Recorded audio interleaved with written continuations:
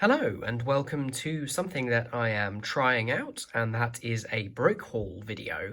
This is something I have not done before, and I'm just going to see if it's something people would be interested in.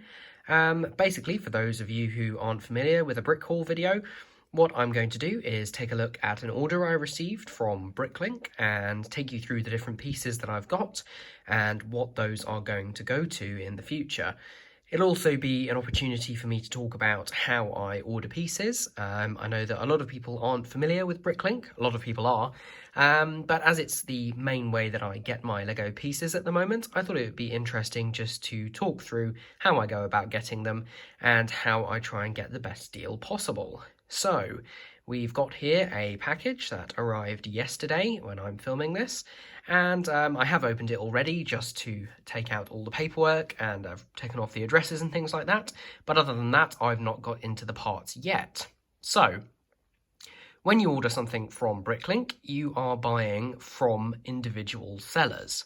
So it's quite like eBay in a way, or actually like Amazon, where Bricklink just facilitate this, and you're actually buying from different people with their own individual shops. So when you order pieces, it's normally best to try and get them from as few stores as possible, just to save on postage. So this is one package that I got from one place, and in this case I did something a little different from what I normally do. So when I normally make a Bricklink order, what I will do is I will design what I want in Studio, which is the Lego design program which was created by Bricklink and which is free to download. Not sponsored or anything, it's just the program I choose to use. And it has the good function that once you've finished a build, you can then click a button and it automatically uploads all the parts in that build onto Bricklink, onto a wanted list. Then what you can do is go through that wanted list and basically put in the pieces that you already have in your collection. Now, when I first started building my Hogwarts, this was the method that I used. And I was quite fortunate because I had some of the 2018 and 19 Harry Potter sets, as well as some of the older sets, so I had quite a lot of bricks to start. So I didn't need to buy that many. Obviously, as I've gone on, I've started to run out of those pieces, and I'm basically now buying all the pieces that I need for individual builds, so it's getting a little bit pricier. So instead of just trying to buy all the pieces for a particular build all at once, what I've decided to do is something slightly different. This is a method that I hadn't really considered until I heard about it in a Robin Hood Bricks video.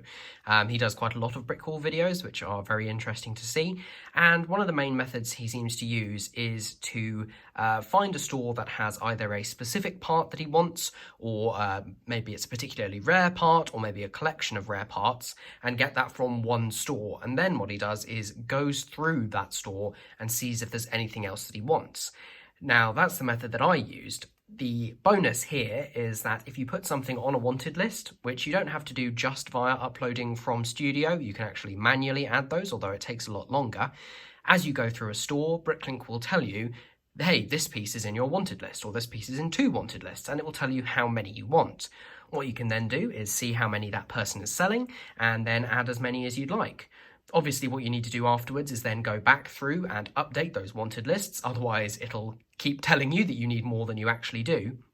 But by using this method, you can just get a few pieces and then see what else is there. So you end up only buying from one seller, as I did just here, but you actually get a lot more pieces.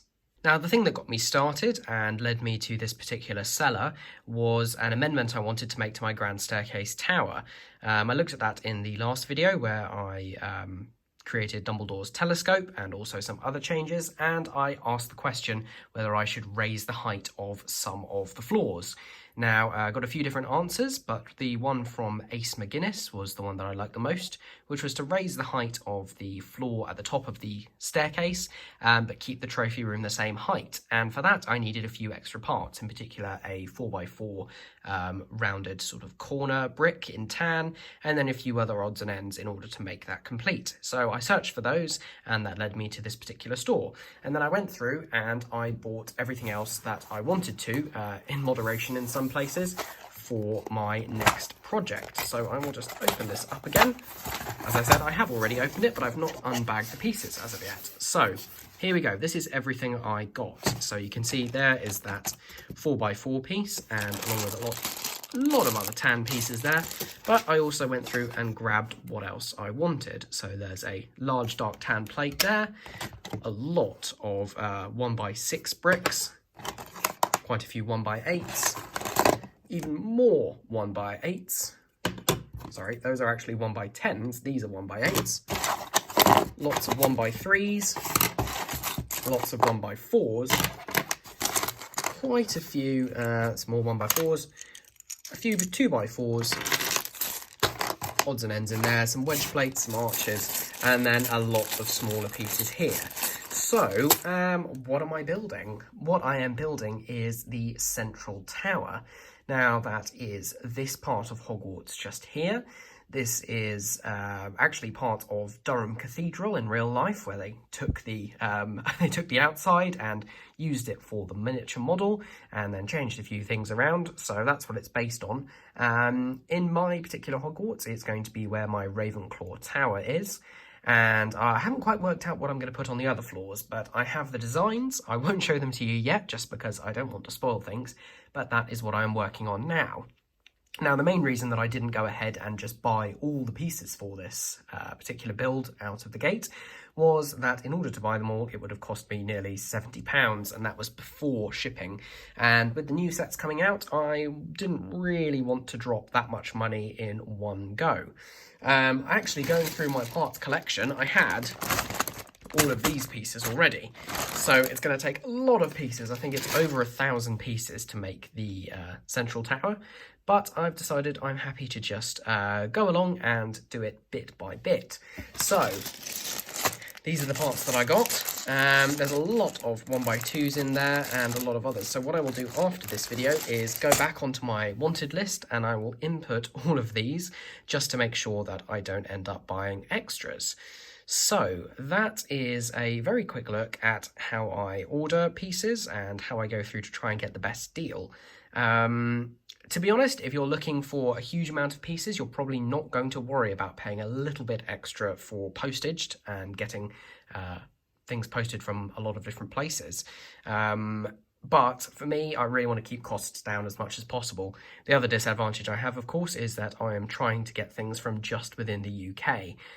The current Brexit situation, although it's looking a little bit positive now, means that I don't think it's personally worth trying to get stuff from abroad at the moment, and the UK market is pretty large, but it's definitely smaller than, definitely smaller than the US, and trying to get things from all over Europe, so stuff does tend to cost a little bit more.